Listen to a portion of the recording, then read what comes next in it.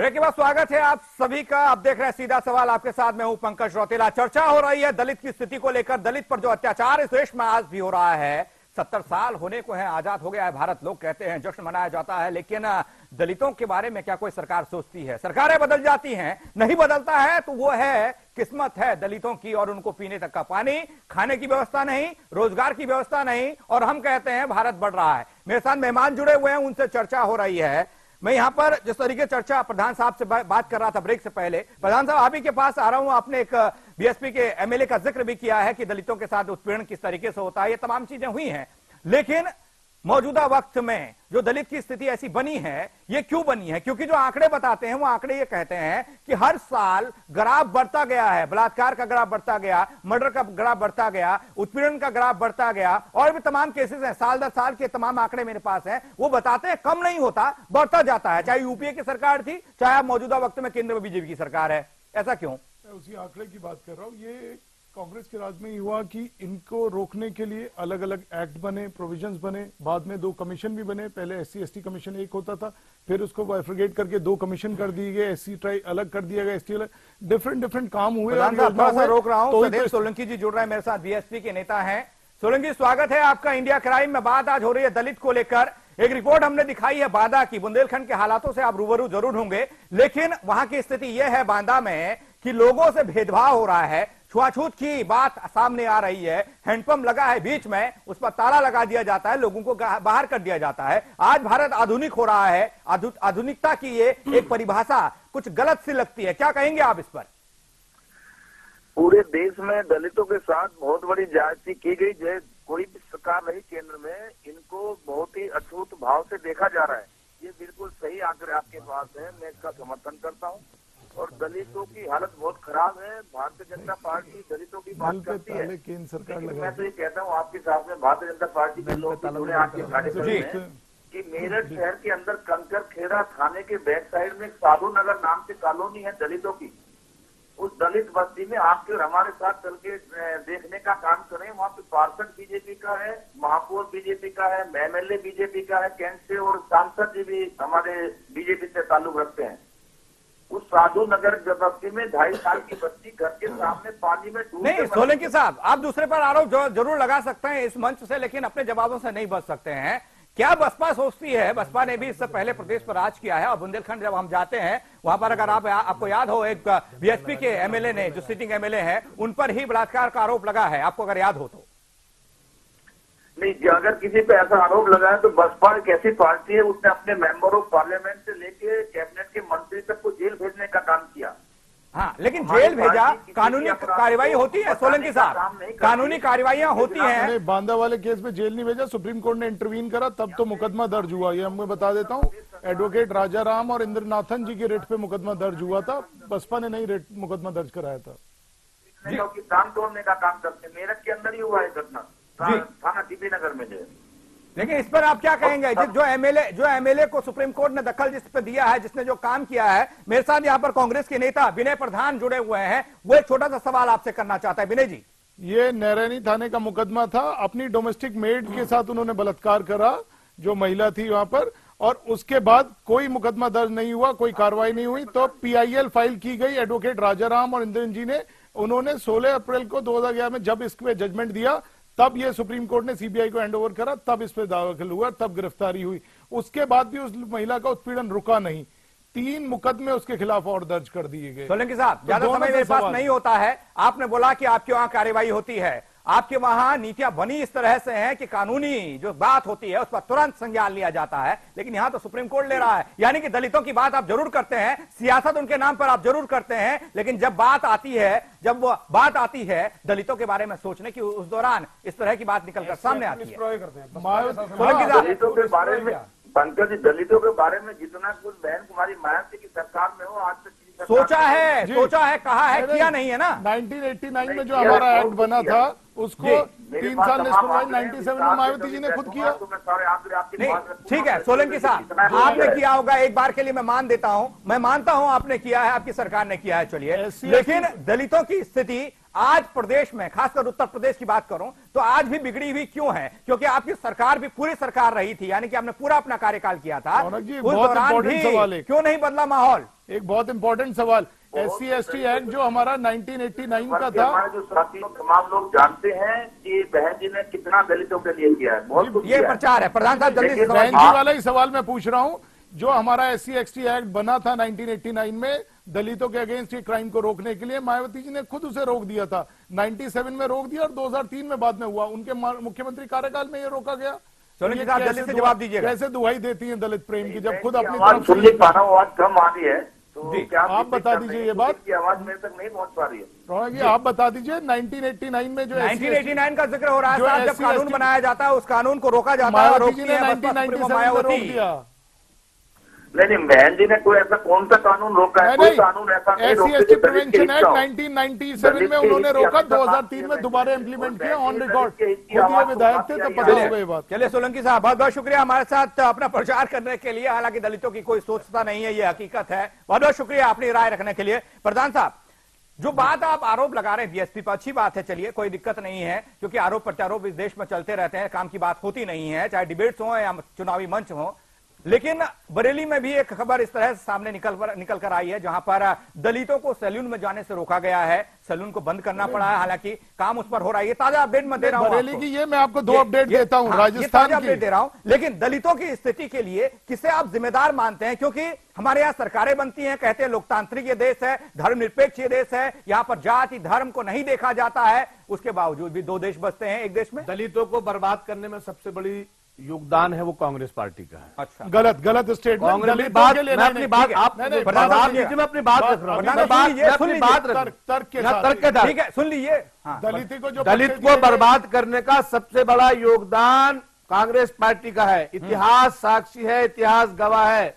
बाबा साहब भीमराव अंबेडकर को कांग्रेस पार्टी से पार्लियामेंट भेजने के लिए 1 सीट तक नसीब नहीं हुई थी मुस्लिम लीग के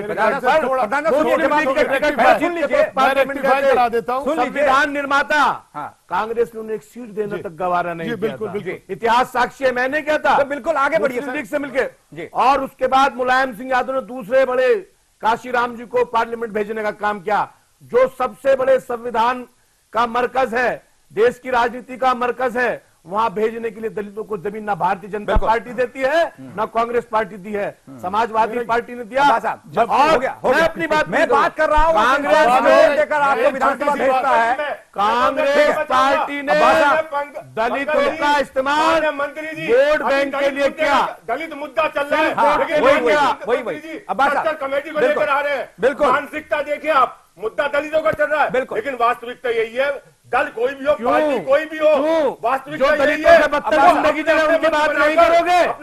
दलितों से बदतर जिंदगी जी रहे बात नहीं करोगे। धर्म के नाम पे आरक्षण, धर्म के नाम पे दलित क्यों, धर्म के नाम पे दलित क्यों? मेरी बात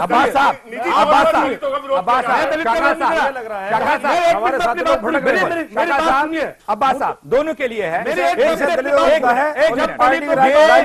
ये मंच अब्बास साहब प्लीज, ये मंच चिल्लाने के लिए नहीं है, ये मंच आपस में लड़ने के लिए नहीं है, ये मंच है सिर्फ और सिर्फ समाधान के लिए। बस आप प्लीज सुनिएगा, काका जी प्लीज सुनिएगा, दोनों के लिए प्लीज। दलित धर्म के आधार पे है या गरीबी के आधार पे है? मैं आप सबसे पूछ रहा हूँ, तो आप बताइए ना किस आधार पर? दलित सरकार है, आप नहीं, हम क्या कर रहे हैं, हम बता रहे हैं। आपकी सरकार सुनिएगा, दलित होना चाहिए गरीबी के आधार पर। क्या कांग्रेस ने संविधान बनाया कि हिंदू का हिंदू संविधान बाबा साहब गलत प्रधान साहब धर्म के नाम अब्बास साहब की अब्बास साहब मुसलमानों तो दलित नहीं होगा। अब्बास साहब अत्याचार नहीं है। अब्बास साहब आपकी मानसिकता, आपकी पार्टी की मानसिकता यही मालूम पड़ गई है। धर्म के नाम पर कैसे अब्बास साहब सुनेंगे भी, गरीबी और काम के नाम अब्बास साहब सुनिएगा भी, आपकी पार्टी की मानसिकता, आपकी मानसिकता इस बात से यहाँ पर जाहिर हो जाती है, इसे कटाक्ष समझिएगा। मैं आप पे वार नहीं कर रहा हूँ, मैं राजनीतिक पार्टी से जुड़ा नहीं। सुनिएगा, मैं सर्वहारा की बात कर रहा हूँ, आपने देश के संविधान की बात कर रहा हूँ। मैं कहता हूँ देश का संविधान, मैं कहता हूँ कि देश के दलित आरक्षण होना चाहिए। जब धर्म के आधार पर आरक्षण नहीं होगा तो दलित धर्म के आधार पर कैसे बन जाएगा? एक आर्टिकल चेंज करके बुद्धों को शामिल कर सकते हो। मैं कह रहा हूं जो गरीब है मुसलमान तेली है, मुसलमान नाई है, मुसलमान मेहतर है, अब्बास साहब, मुसलमान चमड़ा छीनने वाला है, अब्बास साहब, मुसलमान मछुआरा है। मेरे उठाने से समाजवादी पार्टी ने बाकायदा प्रस्ताव अब्बास साहब माफी चाहता हूं मैं को भेज दिया। अब्बास साहब दलितों की बात कम कर रहे हैं, समाजवादी पार्टी की मैं बात दलित ठीक है, दलित ठीक है। का मतलब जो सर्वहारा है, छुआछूत की दलित का मतलब ये नहीं कि कोई एक समाज है, अब्बास साहब, जो वंचित है, जो बैक बेंचर्स है, जो सर्वहारा है, वही दलित है। ठीक है, आपको ठीक है, ठीक है। समझ लीजिए। आप जरा सा चीजों को समझिएगा। क्या परिभाषा अब्बास देना साहब तो चाहते हैं? समझिए, अगर अब्बास साहब, धर्म में है, अब्बास साहब, सारे मुसलमान ये मुसलमान जितने भी हैं, मुसलमान तेली नायतोली, अगर धर्म परिवर्तन करते हैं तो दलित हो जाएंगे। दलित की परिभाषा अब्बास समझे, साहब, उसकी व्याख्या परिभाषा नहीं चाहिए। अब्बास साहब, आप बताइए दलित की परिभाषा क्या है? अब्बास साहब, जो वंचित है, पीड़ित है, पिछड़ा है। अब्बास साहब माफी चाहता हूं, मुझे आपको रोकना होगा यहीं पर। इस तरीके से अगर आप चर्चा को इस तरह से भटकाने की कोशिश करेंगे, अगर आप बात नहीं सुनेंगे तो मैं भाई माफी चाहता हूं, मैं आपको चर्चा में शामिल नहीं कर सकता हूं इससे आगे। मैं आपके पास आ रहा हूं, बीजेपी के नेता मेरे साथ जुड़े हुए हैं। मैं आपसे जानने की कोशिश करता हूं लसारी साहब, जिस तरह की स्थिति ये है, ये भटकाव की स्थिति है, जब कोई आदमी समझ नहीं सकता, कोई आदमी समझने की कोशिश नहीं करता, तो चर्चा करना निरर्थक हो जाता है, मेरे लिए भी और इस समाज के लिए भी, जो समाज चाहता है कि हमको कोई सोल्यूशन चाहिए। मैं कहता हूं इस देश से दलित खत्म होना चाहिए। एक आदमी, एक पार्टी का नुमाइंदा ये कहता है कि इस देश में आरक्षण के आधार पर दलित आज भी उसको परिभाषित किया जाना चाहिए। ये अलग अलग सोच हो सकती है, शायद मैं एक जिम्मेदार पत्रकार हूं, वो एक राजनेता है, लेकिन लसारी साहब आप क्या सोचते हैं? आप ये बताइएगा, क्योंकि केंद्र में आपकी सरकार है, दलित को खत्म करना है, ये सब लोग कहते हैं दलित होना ही नहीं चाहिए, आज सबको एक मुख्य धारा में लेकर चलना चाहिए। देखिए, अभी जहाँ प्रदेश की बात है, प्रदेश सरकार में दोनों देश और प्रदेश, यहाँ अलग नहीं है, हिंदुस्तान है। जी जी, मैं दोनों की बात करूंगा, दोनों की बात करूंगा। आज भी इस सभ्य समाज में, मैं संपूर्ण भारतीय और उत्तर प्रदेश का रहने वाला वहां की बात कर रहा हूँ, ये सभ्य समाज के लिए कलंक है कि आज भी दलितों के साथ छुआछूत भेदभाव हो रही है। इसके लिए ये तो हम भी कह रहे हैं साहब, मेरे को सोल्यूशन चाहिए इस बात का, क्यों हो रहा है? मैं भी यही चिल्ला रहा हूँ, एक घंटे से हो रहा। बिल्कुल बिल्कुल, वही मैं बता रहा हूँ, ये सभ्य समाज के लिए कलंक है। इस कलंक को समाज के सभी लोगों को मिलकर इस कलंक को धोना है, एक बात। दूसरी बात ये, आपने सरकार की बात करी, इस सरकार ने, नरेंद्र मोदी जी की केंद्र की सरकार ने जितनी योजनाएं करी हैं, उनमें सर्वाधिक योजना बता सकते हैं आप? सर्वाधिक योजनाएं दलितों के हितों लसारी साहब एक योजना बता दीजिए प्लीज, दलितों के लिए एक योजना जो शुरू की हो आपने। हाँ, नाम बता रहा हूँ, एक योजना नहीं, अगर एक योजना का नाम बता दीजिए, बाकी चीजें मैं बताऊंगा आपको। हाँ नहीं, सब धरातल पे है। धरातल पे तो अब्बास जी, धरातल पे तो उत्तर प्रदेश में हो रहा है। ये हो रहा है कि दलितों की सुनी नहीं जा रही। हम भी लगातार सवाल सभी भानुसराय जी जुड़ रहे हैं मेरे साथ फोन लाइन पर। माफी चाहता हूं, आप लोगों को रोक रहा हूं। बुंदेलखंड से ये हैं और बुंदेलखंड निर्माण नाम की इनकी एक सेना है जो जिसका पार्टी का नेतृत्व करते होंगे, निर्माण मोर्चा। भानुसराय जी स्वागत है आपका इंडिया क्राइम में। यहाँ पर सपा के नुमाइंदे हैं, कांग्रेस के नुमाइंदे हैं, बीजेपी के नुमाइंदे हैं, सामाजिक कार्यकर्ता हैं, लेकिन मानने को कोई तैयार नहीं है। जो बाद में कह रहा हूं कि दलितों की स्थिति आज बद से बदतर होती जा रही है। हर कोई ये कह रहा है इनके कार्यकाल में हुआ, इनकी सरकार में हुआ, हमारे यहां कम हुआ, लेकिन असल स्थिति क्या है आप बताइए जरा।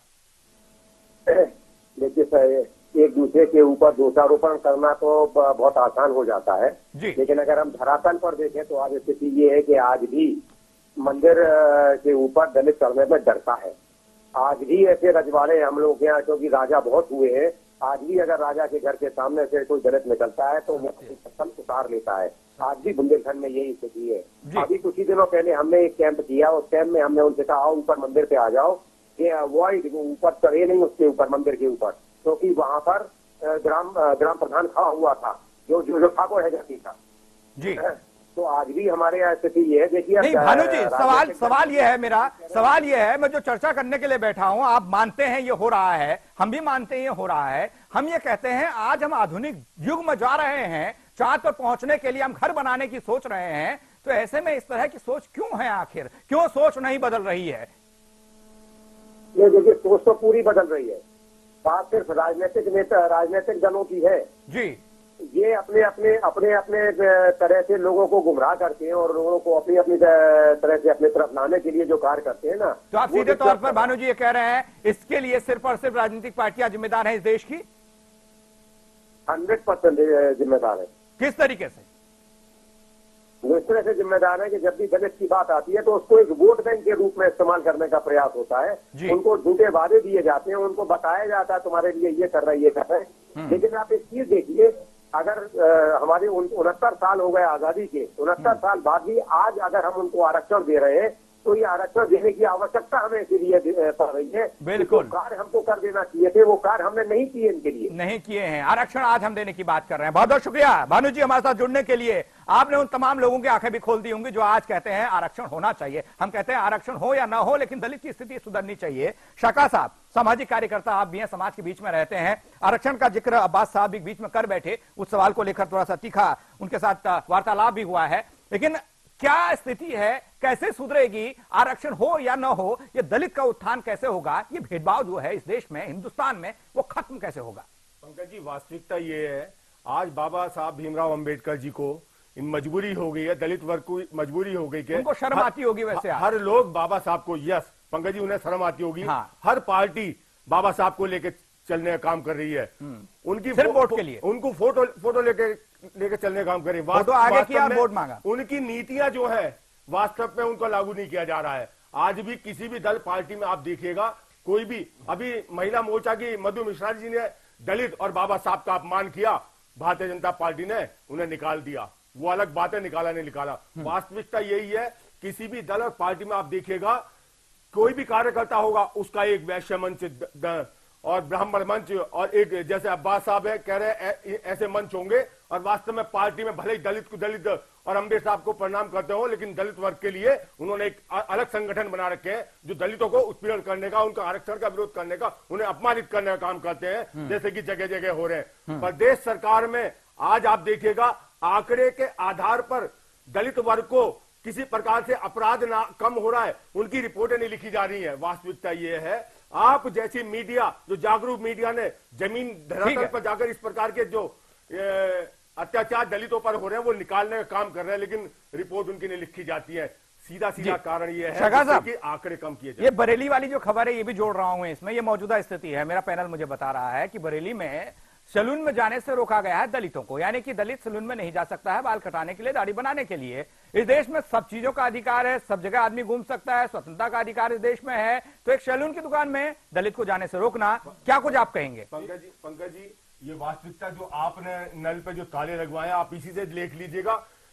बिजली, पानी, हर व्यक्ति का अधिकार है, लेकिन पानी से रोका जा रहा है। सैलून की जो बात कर रहे हैं, ये आसपास के जिले में भी अगर जाके देखेंगे तो दलितों को आज भी सैलून में नहीं घुसने दिया जाता। ठीक है, दलितों को अगर देखेंगे तो ये हर कोने में, प्रधान साहब, ये इसी चीज नहीं, इसी कड़ी में एक और चीज मैं जोड़ रहा था, जो सैलून वाली घटना नहीं, अभी परसों एक हमारे जो राजस्थान के प्रदेश अध्यक्ष हैं सचिन पायलट जी, उन्होंने एक मुद्दा बड़े गर्मजोशी से उठाया। वहां एक मंदिर है नीलकंठ महादेव टेम्पल सजोत सिटी में। ओके, वहां क्या घटना हुई कि दलितों को प्रसाद की भी अलग लाइन बना दी गई। हाँ, कि जी अगर जो स्वर्ण है उचित है वो प्रसाद यहाँ से ग्रहण करेंगे और दलित समाज के लोग यहाँ से ग्रहण करेंगे। सेम घटना जालौर डिस्ट्रिक्ट, सैलून भी, मंदिर भी, हैंडपंप भी, तो यही तो सवाल हम कर रहे हैं। एक बात, जो नुमाइंदे यहाँ बैठे, मैं यहाँ की बात करता हूँ, एक घटना यहाँ मेरठ में हुई। हमारे वर्तमान सिटिंग भाजपा के विधायक के फादर, उन्होंने दलित के नखून तक खींच दिए। तब कहाँ थे? तब क्यों नहीं इस बात को उठाया? इस बात का जवाब भाजपा के उनसे जवाब मांगे, इसका क्यों नहीं? लड़ाई भी समाजवादी पार्टी ने। अब्बा जी, आपको चर्चा में वापस कर रहे हैं, आपकी सजा का समय जो है खत्म हो गया है। आप जरा इस बात पे भी जरा सा बताइएगा, जो बरेली में भी हो रहा है, बरेली में उत्तर प्रदेश की सरकार वहां पे भी होगी, यानी कि पूरा प्रदेश एक ही है। मैं करबत हाथ जोड़ के एक बात पूछना चाहता हूँ कि दलितों की बात हो रही है या सिर्फ एक वर्ग विशेष की बात हो रही है? नहीं, दलितों की बात हो रही है। जो दलित हैं, हाँ, जो दलित पहचाना जाएगा अपने काम से, हाँ, अपनी बदहाली से, भारतीय संविधान नहीं, हाँ, भारतीय, मैं वही कह रहा हूं ना कि दलित पहचाना जाएगा अपने कैटेगरी से। नहीं, अगर कोई काम कर रहा है उस दौर में, मैं वो संवैधानिक व्यवस्था करूंगा। थोड़ा सा एक चीज, वो ये दलित परिभाषा और दी गई थी ना। एक वर्ग आपने दलित आज छोड़ दिया तो कल फिर ये पीड़ा होगी। बिल्कुल, आप समझिएगा, ये दलित उस समय कहा गया था, बात साहब एक मिनट, ये दलित उस समय कहा गया था, ये दलित एक अलग सी जाति नहीं है, इसमें तमाम जातियों का समावेश है, एसटी एसटी जो भी इसमें तमाम लोग आते हैं जिनको दलित कहा गया, जो काम कर रहे हैं, वो जो बदहाल जिंदगी जी रहे हैं, उस काम को कर रहे हैं, उस आधार पर वो उस दौर में परिभाषित किया दलित हो गया, वो उस दौर में परिभाषित किया दलित हो गया जी। तो धर्म के आधार पे नहीं होना चाहिए ना, काम के आधार पे तो है। नहीं होना चाहिए, नहीं होना चाहिए ना, नहीं होना चाहिए। तो एक दो भाई थे, चमड़ा उतारे थे, एक ने धर्म बदल दिया, तो ये कौन सा न्याय है कि आपने उसे दलित की कैटेगरी से बाहर कर दिया जी। मैं इंसाफ की बात कर रहा हूं आपके। अगर आप मीडिया से नहीं उस बात को करेंगे कि धर्म के आधार पर होना चाहिए, काम के आधार पर चाहिए, चमड़ा उतारने वाला चमड़ा उतारने नहीं चाहिए। दलित तो उस समय एक मजबूरी बन गई थी। अब रही बात यह कि आपने सैलून की बात कही है, बरेली की। अभी बात बताइए कि यहाँ सब जगह राजस्थान की बात, राजस्थान में तो न जाने क्या क्या होता है और प्रदेशों पता नहीं क्या क्या होता है, लेकिन उत्तर प्रदेश के किसी भी जनपद में मीडिया के माध्यम से अगर ये सैलून वाली घटना आई है, आप हमें क्योंकि अभी इस पे हैं, डायरेक्ट बात नहीं कर सकते, संबंधित थानेदार को हम अभी बैठ के दिशा निर्देश दे सकते हैं, जिलाधिकारी से बात कर सकते हैं। अगर किसी दलित को कहीं रोका जाएगा तो ना सैलून रहेगा ना सैलून चलाने वाला रहेगा जी। और कितना बड़ा भी दबंग हो, सोच कितना बड़ा भी दबंग हो, उत्तर प्रदेश की सरकार दलितों के साथ खड़ी है और दलितों को सम्मान देने को तैयार है। ये सोच अच्छी है, ये सोच अच्छी है। दर्शक भी देख रहा है और समझ भी रहा होगा कि हाँ, अगर ये पार्टी सोचती है कि दलितों के साथ खड़ी है, लोगों के साथ खड़ी है, दलित ही नहीं इस प्रदेश के लोगों के साथ, इस देश के लोगों के साथ, लेकिन मौजूदा स्थिति में अब्बास साहब एक सवाल करना जरूरी हो जाता है चलते चलते, क्योंकि जो स्थितियां बन रही हैं दलितों का, आज हम जिक्र कर रहे हैं, आज डिबेट कर रहे हैं, चर्चा कर रहे हैं, ऐसी स्थिति इस देश में आज क्यों बन रही है? क्योंकि जिस दौर में दलित कहा गया था इस समाज को, उस दौर में मूलभूत सुविधाएं इन पर नहीं थी। आज हम कहते हैं हम डेवलप हो रहे हैं, अर्थव्यवस्था सुधर रही है, तमाम चीजों को हम विदेशों से भी अपने देश में ला रहे हैं, लेकिन ऐसे में भी अगर दलित है तो स्थिति क्यों बिगड़ रही है? कौन जिम्मेदार है? किसे जिम्मेदार आप मानेंगे? जिम्मेदार जो शासन चला रहे हैं, जो कानून बना रहे हैं, खासतौर से केंद्र की सरकारें और राज्य भी उसमें शामिल रहेंगी। लेकिन विशेष रूप से हम अपने स्तर से, मैं एक मिनट अपनी बात आप बोलेगा, विशेष रूप से दलित अगर कोई भी रहेगा, देश की स्थिति उस जंजीर की मानिंद है कि जिसे एक हाथी भी नहीं तोड़ सकता, लेकिन जंजीर जब टूटेगी जब उसकी सबसे कमजोर स्थिति होगी। आप नेक्सलाइज्ड है, सबसे ज्यादा दलितों में क्यों पनप रहा है जी। आतंकवाद है, सच्चर कमेटी वाले दलितों में क्यों सबसे ज्यादा देखा जा रहा है जी। इसलिए कि जो बैक बेंचर्स होता है, दलित होता, अगर उनको सबको साथ लेके नहीं चला गया और उनको मजबूत नहीं किया गया तो देश मजबूत नहीं होगा। मुट्ठी भर लोगों ने पूरी देश की अर्थव्यवस्था पे कब्जा कर रखा है, मुट्ठी भर लोगों ने 5 सैकड़ा 15 सैकड़ा लोगों ने हर व्यवस्था पे कब्जा कर रखा है। 85% सभी के लिए लागू होता है ना बात साहब, ये समाजवादी पार्टी के लिए भी लागू होता है, ये बीजेपी के लिए भी लागू होता है। बिल्कुल, ये बात आपकी अच्छी लगी, तारीफ काबिल है। परिभाषा ये है जी, मेरी पार्टी जिसका नाम समाजवाद ये है कि संसाधनों का सब में बराबर बराबर बंटवारा हो। बिल्कुल बिल्कुल। और मैं ये संविधान भी समाजवाद के आधार पर बना, लेकिन प्रतिक्रिया लेनी है प्रधान साहब से। संविधान तो बन गया, लेकिन संविधान की जितनी कबर खोदने का काम कांग्रेस पार्टी और भारतीय जनता पार्टी कर रही है। भारतीय जनता पार्टी तो चाहती, सारी पार्टियां कहा था, ठीक है, भारतीय जनता पार्टी तो चाहती नहीं कि किसी तरह से दलित, वो तो मुट्ठी भर लोगों के हाथ में पूरे देश को सौंपना चाहती है। बिल्कुल ठीक, तमाम तरह की अर्थव्यवस्था मुट्ठी भर लोग, अडानी और अंबानी जैसे लोग पूरी व्यवस्था चलाएं। प्रधान साहब, हाँ, कोई हो ये जो चीजें हैं, अब्बास साहब ने बहुत अच्छी बात कही, एक जिक्र तो उन्होंने किया कि सभी राजनीतिक पार्टियां, चाहे समाजवादी भी और कांग्रेस भी, बीजेपी भी, हम ये मानते हैं क्योंकि इस देश की सरकार जो बनती है वो कांग्रेस, बीजेपी या तमाम पार्टियों से मिलकर बनती है। वही लोग देश चलाते हैं, वही लोग नियम बनाते हैं, वही लोग कानून बनाते हैं, और उसी का पालन अगर होगा तो देश की स्थिति ठीक होगी। लेकिन चलते चलते स्थिति आपसे मैं जानना चाहता हूं, आपकी अंतिम प्रतिक्रिया कि जो दलितों की स्थिति है इसमें सुधार कैसे होगा, किन चीजों पर काम करने की जरूरत है? क्योंकि दलित आज बहुत पिछड़ा है, जो दलित उस दौर में था आज भी वही है। शिक्षा, स्वास्थ्य को बराबर का सम्मान देना पड़ेगा, एक मिनट सम्मान देना पड़ेगा, छूत छात भेदभाव खत्म करना पड़ेगा, उसके लिए काम करना पड़ेगा सरकार। हजारों पे सब जगह जाने दिया जाएगा। और उत्तर प्रदेश सरकार संकल्प है, कहीं की भी कोई घटना मिले, ये तो बहुत बड़ी बात कर रहे हैं। बिल्कुल, सरकार करेगी, सरकार कोई घटना तारीफ है, हम तारीफ कर रहे हैं, इस बात की हम तारीफ कर रहे हैं। इस मंच पर दलितों की रिपोर्ट दर्ज नहीं हो रही है। प्रधान साहब, एक बहुत छोटी सी बात, बहुत बड़ी बड़ी बात कर रहे हैं। मैं कह रहे हैं पहले नल के ताले ही खुलवा दीजिए,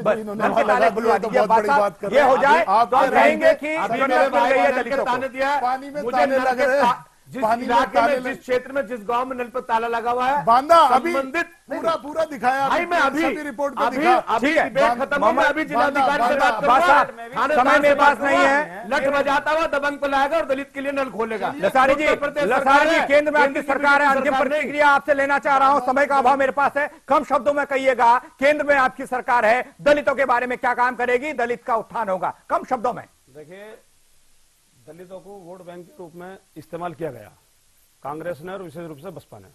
आगे क्या करें? लेकिन केंद्र की सरकार, नरेंद्र मोदी जी की सरकार, जितनी योजनाएं बनी है, अब आप उसकी जिक्र करेंगे नहीं, तो योजनाओं का जिक्र नहीं करेंगे साहब, हमारे पास माफी चाहते हैं, आपको रोकना होगा, मुझे यहीं पर इस चर्चा को समाप्त करना होगा क्योंकि स्थिति नहीं ऐसी है, समय का अभाव मेरे पास है। बहुत बहुत शुक्रिया अब्बास साहब आपका भी, प्रधान साहब आपका भी, लसारी साहब आपका भी और शाका साहब आपका भी चर्चा में भाग लेने के लिए। अब जिस तरह की स्थिति देखने को मिल रही है दलित को लेकर, हालांकि हमेशा इस तरह की स्थितियां देखी जाती हैं। दलित कहता है कि हमें काम नहीं मिलता, रोटी नहीं मिलती, पानी नहीं मिलता, लेकिन जिम्मेदारों को वोट जरूर मिल जाता है। वोट लेकर जिम्मेदार दिल्ली चले जाते हैं, जिम्मेदार लखनऊ चले जाते हैं, लेकिन समस्या का समाधान नहीं होता है। नल में लगे ताले नहीं खुलते हैं, हैंडपंप में लगे ताले नहीं खुलते हैं। सीधा सवाल है, फिलहाल इतना ही। आप बने रहिए इंडिया क्राइम के साथ।